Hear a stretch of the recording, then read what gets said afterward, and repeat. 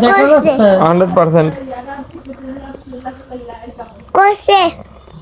গরিব মানুষ না বেটা, বেদানা কেনার সামর্থ্য নেই, এই যে বেটা বেদানা খাবি বলে তাই এই যে বেদানার রস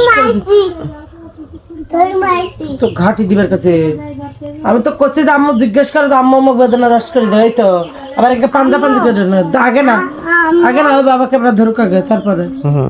হ্যাঁ করো কও জি আমার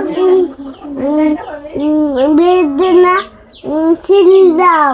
হ্যাঁ আমরা গরিব মানুষ বেদনা পাই না, এই জন্য একটা বেদনা নিয়ে এসে অর্ধেক ভাগ করে বিয়ে বাড়ি দিচ্ছিলাম খ্রিস্টাসে, আর অর্ধেক বেদনা এই যে সুন্দর করে বেটা খাচ্ছি, তাই না বেটা?